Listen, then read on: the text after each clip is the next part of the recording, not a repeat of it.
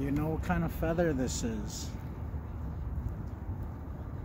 I believe this is a hawk feather. This was gifted to me during Christmas time. Very beautiful feather. When I received this feather as a gift,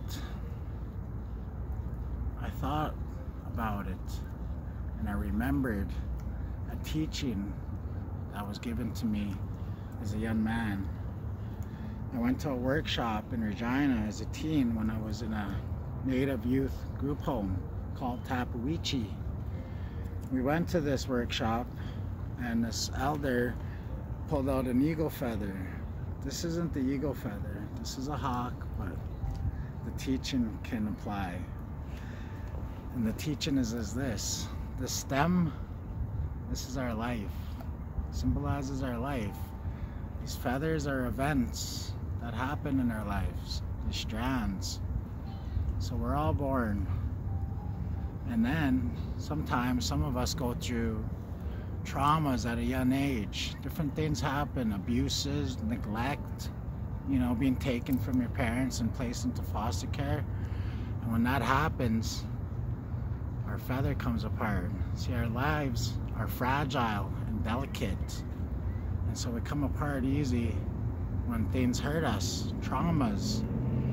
Maybe we come from a domestic violent home where there's alcoholism, where there's drugs, where there's violence, domestic violence.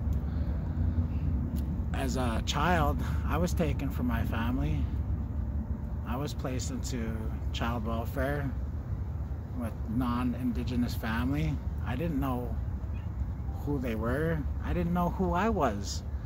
My identity, my culture, my language, torn before I was born.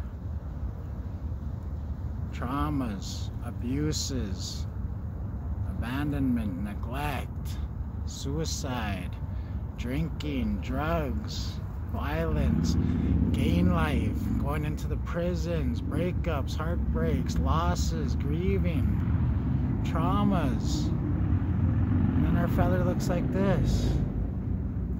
And then we're not well. We're hurting. We're torn apart. We're broken. We can't fly like this. We can't fly very high like this. The elders, the old ones, they teach us we can heal. There's good news, we can heal. But how do we heal? Well, there's different ways that work for different people. You have to be honest. You have to admit the things that you went through that happened to you. That's why people do a timeline or an autobiography, like I did at treatment, a timeline. And the counselor, I was 34 years old before she points out, you suffer from abandonment and neglect. I thought, whoa. Now I knew what I was going through. I was aware.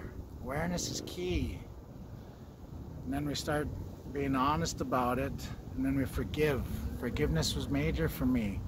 Forgiving those that I was mad at. It's hard. It's hard to forgive. It takes a strong person. We be honest. We tell people the things that we went through. We seek a counselor. We do therapy. A lot of my friends, myself included, I go to AA, I go to NA, I have a sponsor, I work my steps. I enjoy doing presentations to the community where I share my truth and my honesty, the things that I'm going through. And soon, when we do these things, smudging, praying, some people go to church, religion, I go to church, I enjoy it. It helps me. An elder told me there's no wrong way to get better, to help yourself. And if we do all of these things, we can mend our feathers, our lives. We can mend ourselves. And then we can fly high again, my friends.